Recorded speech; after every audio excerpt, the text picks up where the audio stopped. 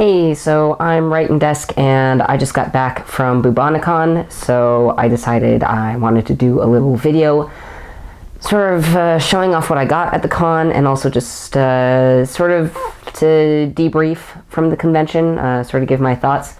Many you don't know, Bubonicon is a science fiction fantasy writing convention here in Albuquerque, New Mexico. It's been around for 50 years. This is its 50-year anniversary. It's sort of home to a lot of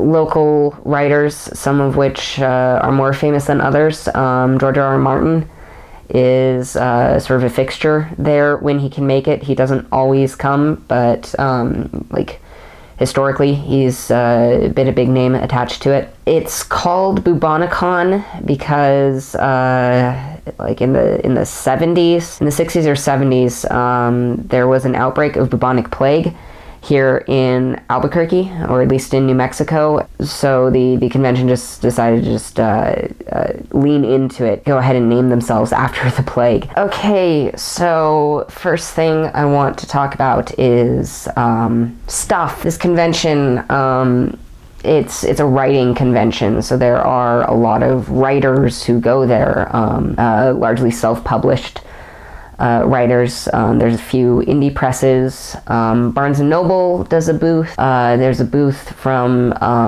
Broadway Book Mall, which is from Denver, comes down and does a booth that's like right inside the door, so they've got like the prime real estate. Last year, so this is my second year going to Bubonicon. Last year was my first time going, and I spent most of my time in the dealer's room, just looking around at stuff, talking to the various authors. From last year, this was my book haul, although I'm currently missing one of my books, which was Vanity and Dust, which I did a video on. Go watch it. Vanity and Dust is currently on loan to a friend. Harley, please give me my book back. Of course, of these books, I have only read these two plus Vanity and Dust. Like most people who really like books, I'm really bad about books. I've got that thing where it's like, you're driving home from work and you see a McDonald's and you're like, oh, I really want McDonald's. But then there's that voice in the back of your brain that's like, no, we have food at home. Just eat the food at home. I don't have that voice inside my brain. So when I want fast food, I just get fast food. And when I want books, I just get books. And I meant to do reading over the summer. For the past few years, over the summer, I have read one book a week, sometimes more than a book a week. And I was going to do that this summer, but I kind of got busy, friend stuff, making art, making videos. It just kind of got away from me. So I did not do any reading. I read John Krakauer's Into Thin Air, and that was it. So I've got a bunch of books that I want to read over the summer, and to make sure that I actually do it, I'm going to turn it into a video thing. I'm going to do a summer reading challenge where for each book I read, I will make a video review about it, especially since a lot of the books I've been picking up are independent authors, independent presses, who could use the reviews. Okay, for the books I got this time, first off, I want to say I feel a little bit cheated because last year I got an actual con badge, and this year all they gave me was this shitty little bracelet, and literally I did not see anyone else with one of these bracelets. Literally everybody else had an actual badge, and I don't know if it was because they bought a whole weekend pass or if because they were pre-registered. I don't know, but I feel kind of cheated because I actually collect my con passes. So the books, I saw a lot of authors speak, and I wanted to pick up some of their books, but I couldn't find all of them. And the ones that I could find, I just didn't quite look like my thing, whereas the ones that they talked about in their panels, it's like, ooh, I want to read that. But it wasn't in any of the merchant booths. So first off, I got a John Scalzi book, because John Scalzi was like their guest of honor. I got Lock-In. I have kind of been fascinated with Lock-In syndrome, which is a real thing. It's when your mind is active and you can still think, but you can't move your body at all. Like it's just such a weird thing, and it's like it's a good horror setup, and it's just like a fear of mine. So out of the various Scalzi books that I saw, like I know Red Shirts is a really popular one of his. My dad has it, but my dad said like the first half was really good, but the second half wasn't as great. So I decided I'll trust my dad's judgment. My dad has like pretty good taste in books, so I trust his judgment, and I'd go with something else. So Lock-In, that was the first one I got. This one, not a current author, but this is Chicks in Chained Males. You see, it's a pun. So I'd actually heard about this series. It's called the Chicks series. I heard about this on Tumblr a few years ago, and like someone posted this cover, and they were like, "This seems like exploitative." And someone else jumped in and was like, "No, actually, it's not. It's badass warrior women anthology book by mostly female authors who wanted to write chainmail bikini style pulp fantasy, but not like make it all about like sex, like to make it less of a male fantasy thing and to make it actually like an empowering thing." So they had a couple of the Chicks books. Apparently can't even get all of them anymore because they've gone out of print. But yeah, I'm excited for this one. It seems fun. Next one, these first three were all from Broadway Book Mall. Implanted. Never heard of it before, never heard of the author, but the back sounded interesting. When a college student, Emery Driscoll, is blackmailed into being a courier for a clandestine organization, she's cut off from the neural implant community, which binds the dome-shielded city of Neuworth together. Her new masters exploit her rare condition, which allows her to carry encoded data in her blood, and train Emery in transport secrets throughout the troubled city. Neuworth is on the brink of emergence, freedom from the dome, but not everyone wants to leave. Then a data drop goes very bad, and Emery is caught between factions, those who want her blood and those who just want her dead. Yeah, this just seemed like a cool concept. Sounds kind of cyberpunky, and like I like cyberpunk. I'm trying to write a cyberpunk novel, so this just seemed cool. I want to read more cyberpunk, to research for my novel to see like what's hot in the genre, what's been done, what hasn't been done, etc. Next one, this was one of the self-pubbed authors, Reality Seed. So this is a trilogy of, it was like, I bought it from the author himself.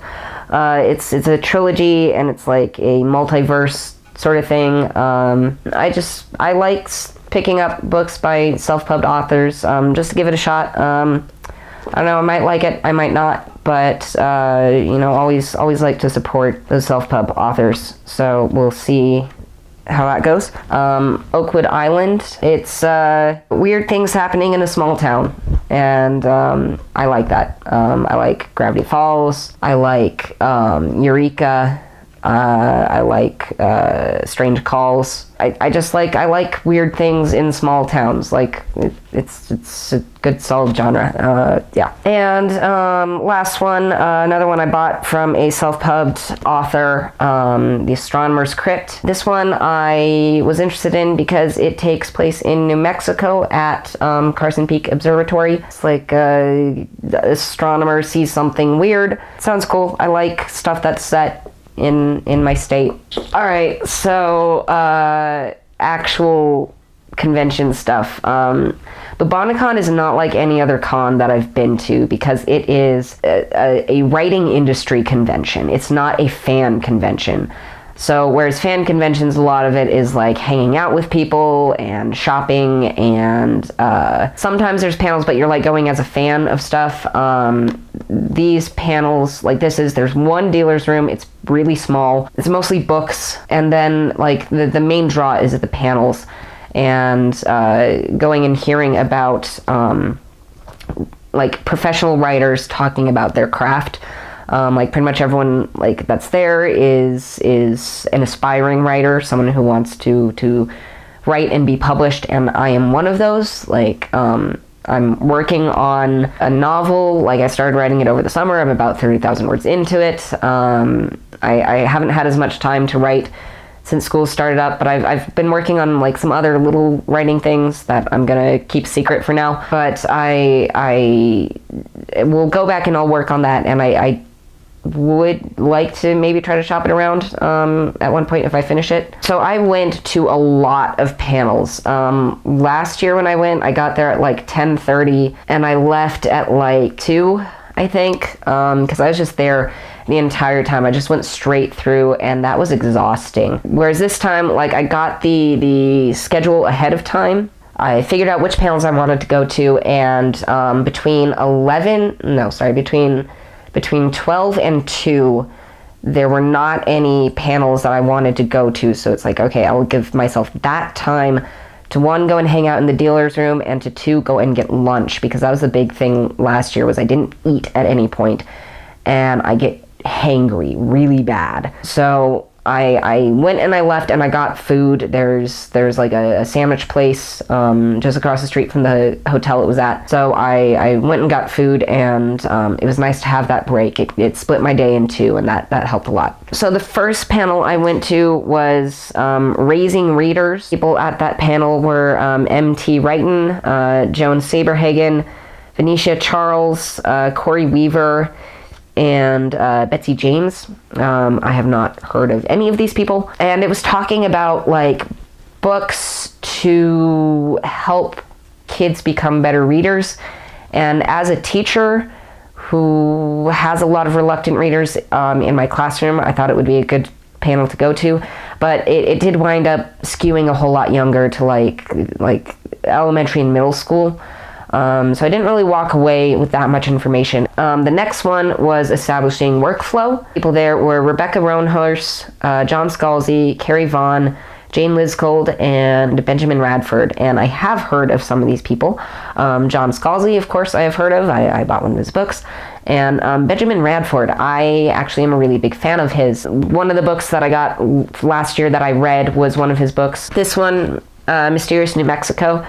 And it's all about ghosts and monsters and folklore from New Mexico, and it was a really, really good read. This other book that I got of his that I've been meaning to read, I really, really wanted to get. That's how I know about this guy, is that he has done the most research from a skeptical point of view about the Chupacabra, like tracking where did this legend start and what are the origins of it. And I've read his articles about it, but I really, really wanted to read his book. I haven't gotten around to reading it yet, but I will. So it was cool to see him. I actually passed him in the hall at one point, like he was just sitting at a table, like out in the corner. I really wanted to go up and talk to him because I actually wanted to do a You Don't Know video based on his book, You Don't Know the Chupacabra. That was actually where I first got the idea for the You Don't Know series. And I kind of wanted to approach him and say, hi, I'm a YouTuber. I really like your book. Can I maybe interview you at some point? But I didn't because I'm awkward. And I thought like he was sitting down at a booth and he was just like sort of chilling, and I didn't want to be like weird or rude, and now I feel like I missed an opportunity. But the Establishing Workflow panel, that was like the most useful panel for me.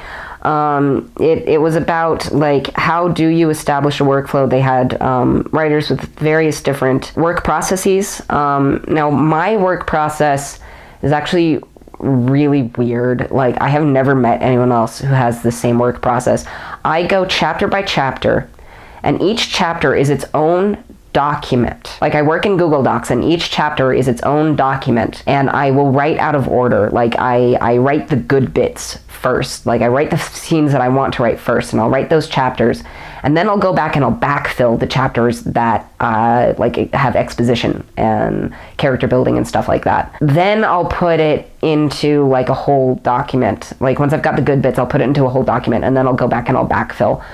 And it's a really weird writing process. I've never met anyone else who writes like this. Most people just write all the way through, or they outline, but this is just how I work. And I've been feeling like really anxious about that lately, because this novel that I'm working on, I might want to shop it around, so I don't want to like do things wrong. And I've been like asking Twitter for validation, and people have been nice about it on Twitter, but it was still helpful to hear about different processes. Processes, I don't know which one is correct. So there was a lot of really good advice talking about how, like, where do your ideas come from? And the general consensus was that your ideas are your responses to just reacting to the world, just interacting with people, with other media. That's where your ideas come from. Carrie Vaughn had a good thing about, she doesn't go with her first idea, she doesn't go with her second idea, she doesn't go with her fifth idea, she goes with like her 15th idea. John Scalzi also kind of brought up something similar, that he never writes his ideas down when they come to him. He'll just wait on them, and if he still has it the next day, and then the next week, and like a month later, then it's an idea that will stick, and it'll have percolated for a while, and he knows he can write about it. And that's something that I've found about myself, is that if I have an idea and I just start writing, it won't actually stick. I have to like let it gestate for a week or two, and if it sticks, then I can like do something with it. And that's kind of what I did with my current novel, is that this is actually like it's characters that I've had in my head since 2012, 2013, for a very, very long time. And but they've gone through multiple iterations, and like I've finally landed on one that I feel like I can work with, and that I feel like other people would be able to connect to. So that was really helpful. There was this piece of advice which I thought was good. Write your first chapter and then immediately throw it out, because you're just using it to get used to the characters. It's basically like a warm-up, so that you now know your characters and you can write with them.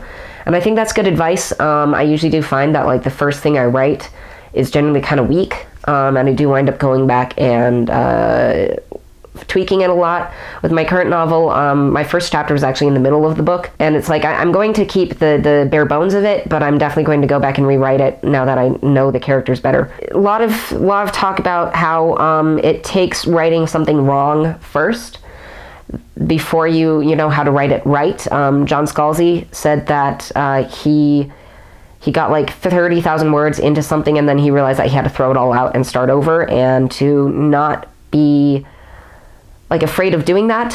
He also said, this was a quote, directly what he said: "It doesn't matter how high your concept or cool your technology if you can't attach it to characters that live their daily lives in that concept." And I think that that's a beautiful quote. Like I want to like print that out and like stick it on my wall, like on my bedroom mirror, so that I see that every day, and I'm like, okay, I need characters. And I'm pretty good with characters. I usually start with characters and then backfill concept, but I think that was like a good idea. There was talk about POV, point of view characters, and how many do you have? How do you decide who tells a story? There were many different opinions. Some people said that they just stick to one character. Carrie Vaughn was talking about how she usually limits herself to one point of view character, because it forces you to get into their head, and it deals with information of you. If your character doesn't know that information, then your readers won't know that information. And it's very limiting, but it can be limiting in a good way. Then she also said that sometimes you need multiple point of view characters because the story requires the readers to know that information. And I thought that was really good. Point of view is something that I sometimes struggle with. Like within my own novel, I'm trying to decide, do I keep it all to one character's point of view? Do I split it between the two protagonists? Or do I add in the villain sometimes. Speaking of villains, antagonists, actually, they did point out very few people get up in the morning and say that they're going to do something evil today. They have a reason for doing what they're doing. And a counterpoint to that was sometimes you do want to write a villain that is just likes being bad. But still, the point is that they still have their own reasons. Your antagonist does not exist purely to be a foil to the protagonist. You know, no one lives their life purely being antagonistic to one other person. Like, not even internet trolls who live their daily lives, like, just wanting to make life miserable for their target. They have their own reasons. They might have, like, some weird mental health thing going on, but they've got a reason behind it. They have a life. Hopefully they have a life outside of it. I liked this bit. Antagonists don't have to be people. They can be settings, they can be institutions, that your antagonist is just the barrier to keep your protagonist from achieving their goal. And I thought that was a very good thing to keep in mind. They talked about outlines. Do people outline? Lots of different answers. Benjamin Radford, he was actually a little bit out of place for this panel because he writes mostly nonfiction. But he said he was a super planner, like he planned 2 weeks beforehand this panel, like what he was going to say.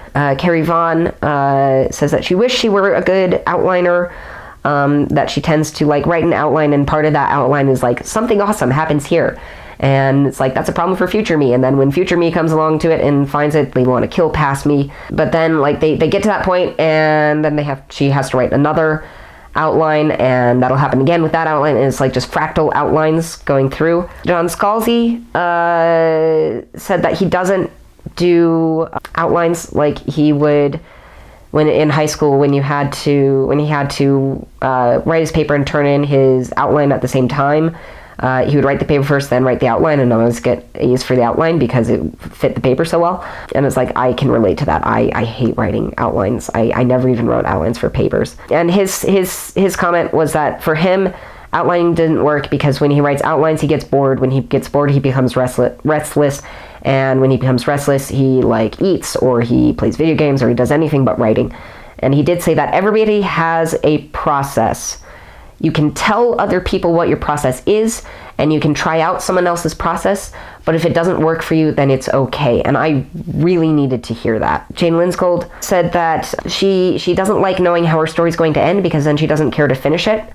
She said that she does a reverse outline, so she writes it first, then she goes back and she creates an outline from it, because then it helps her keep track of consistency. It lets her know if she's wasting scenes. It lets her see if she has an overly talkative point of view character who like is making it so that other characters get sort of lost in the shuffle. She can go back and fix that. That led to then revision tips. John Scalzi said that he completes one draft and then he sends it off to his publisher. But he said that the reason why is because he never writes it longhand. He never writes it on a typewriter. He has always written on a computer, and he revises as he goes. And he does it all in one single computer document. And that was interesting to hear. Calls it rolling drafting. Carrie Vaughn said that she writes her first draft and then she prints it off from the computer and looks at it physically, and that she sometimes even takes scissors and tape to her manuscript. This is something that I can relate to. Like, I can write on the computer, but then I can't edit on the computer. Like, I do need to see it a different way just to process it differently. She did say that when you look at a manuscript, you have to learn to look at it as if you've never seen it before. You've got to see it from a writer's point of view who doesn't know what you were trying to say. You need to make sure that you are seeing what you actually put on the page, not what you imposed on in your brain. And I thought that's really solid advice. There was a question about beta readers. Jane Linsgold said she only sends it to beta readers when it's as perfect as she can get it. Don Scalzi said that he gives it chapter by chapter to his wife, but his wife is the only person who ever looks at it. How do you know when it's done? There's a quote, nobody knew who it was attributed to. Nothing's ever finished, it's abandoned. That was what Carrie Vaughn was saying, that she's done when she just can't think of anything else to do with it. Don Scalzi said that everything he does is to a specified length and deadline in his contract, so he just does that. Jane Lindskold said she starts with a question, and once she's answered that question, she knows she's done. So that was that panel. Then I went to lunch. I came back for a panel which was New Mexico as Alien World, and it was talking about like the alienness of New Mexico itself. Our people were Steve M. Sterling, also known as S.M. Sterling, Walter John Williams, I think Andy Kuhn was his name. I did not get the first name of the moderator.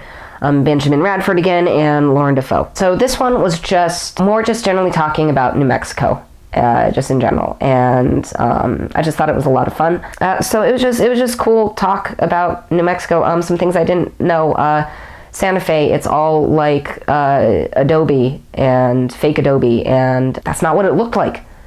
That's not what it always looked like. About 100 years ago, there was this big push by people who wanted to define an aesthetic for Santa Fe, and irony was that they were all carpetbaggers from somewhere else. That was just a really interesting tidbit. I didn't know that. They were talking about why is New Mexico so often treated as alien? Why is it like used as alien worlds in movies? Why is it so weird to people who are from outside of it? One is that it's just visually, it's just not like a place that most other Americans live because there's so few people living in New Mexico. The way that people live here is unique. The interplay of how people interact with each other is unique. It's hard to explain. It's just, there's some weird stuff in Albuquerque. One of these panelists, no, it wasn't a panelist, it was an audience member, said that she once tried to bring a story to a publisher, and the publisher wouldn't take it because her world didn't make sense because there was a tribal culture living right next to spaceships. And it's like, yeah, that's New Mexico. We've got the Pueblos and we've got Spaceport America. There's this weird diversity that comes together in a really strange way. Science is part of the state's history, the state's culture, that lends to sci-fi a lot. There's a lot of anachronisms here. Like I said, the desert right next to, the spaceport right next to the Pueblos. Not saying that the Pueblos are not like modern cultures. It's more like the ancient Pueblos, like Chaco being right next to Spaceport America. Oh, here's a thing that I thought was really interesting. They talked about magical realism and how the first people to write in the genre that is now known as magical realism were not writing magical realism. They didn't call it that. They just called it realism because it was writing about their experience, and it's just that the lived realities of most people in the US are just so far removed from the experience of the cultural elite that it might as well be a fantasy. They did talk about the Roswell crash. I did not know about this. The Roswell crash, something actually did crash in Roswell, but it was a weather balloon. And it was part of something called Project Mobile, which was a classified U.S. military project that it was weather balloons that listened for Russian bombs in the upper atmosphere. And so they did try to keep it very hush-hush, and that's kind of why they, there's reason to believe that the U.S. military actually did sort of push the saucer idea themselves so that their own work could be kept under wraps. But if you look at the original reports, it's talks about tinfoil, sticks, there's no alien bodies, and it wasn't until the 80s that suddenly all of these stories started to spin out into saucer stories, and I just thought that was really neat. Also, the first ever poetry slam was apparently in Taos. So that's that panel. That was just a really interesting panel.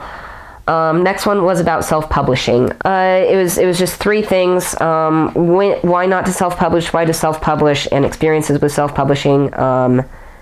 The people there were Jeffy Kennedy, Corey Weaver, Emily Ma, Joan Saberhagen, and again, I didn't get the name of the moderator. Basically, the big thing was that if you self-publish, here, can you see it? There we go. It's like starting your own business. That if you self-publish, you are starting your own business, and you must treat it like a business. You must learn the market. You need to learn what publishing houses do, because you are going to be a publisher. You have to treat it like a business. And it's just a lot of advice. I don't really want to go over all of it because it was interesting, but it was also very technical. Then the last panel I went to, probably the most fun panel, was called Snack Rights. The website is snackreads.com.